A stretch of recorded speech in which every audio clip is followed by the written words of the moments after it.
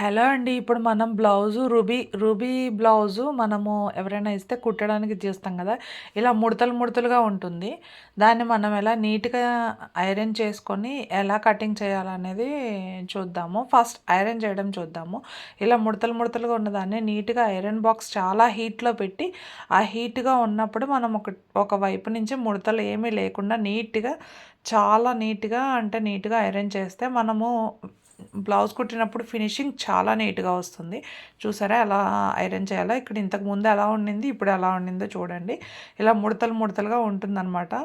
Blouse piece వాళ్ళు fold చేసి ఇస్తారు కదా మనకి, అలా ఉంటుంది. మనం నీట్‌గా ఐరన్ చేసి చాలా నీట్‌గా మొత్తం అటు సైడు ఫ్రంట్, బ్యాక్ 2 సైడ్‌లు ఐరన్ చేస్తే మన బ్లౌజ్ పీస్ చాలా సాఫ్ట్‌గా, నీట్‌గా వస్తుందనమాట. అంటే చూడ్డానికి మనకు కటింగ్ చేసుకోవడానికి కానీ, స్టిచ్చింగ్ చేసేటప్పుడు కానీ పర్ఫెక్ట్‌గా ఉంటుంది. లుక్ కూడా బావుంటుంది. మనం బ్లౌజు స్టిచ్చింగ్ చేసి, హెమ్మింగ్ చేసి ఇచ్చిన తర్వాత వాళ్ళు వేసుకుంటే కూడా మనం రెడీ ఐరన్ చేసిన బ్లౌజ్ కాబట్టి చాలా నీట్ లుక్ వస్తుంది. అప్పటికప్పుడు మనం ఫంక్షన్స్‌కి వేసుకెళ్ళిపోయేలాగా కూడా ఉంటుంది. అలా ఉంటాయి బ్లౌజు. ఇలా రెండో సైడ్ తిప్పాను కదా! రెండో సైడ్ తిప్పి నేను ఇంకా మళ్ళీ ఫాస్ట్‌గా ఐరన్ చేస్తున్నాను చూడండి. ఇలా చేయాలనమాట ఐరను. Thank you.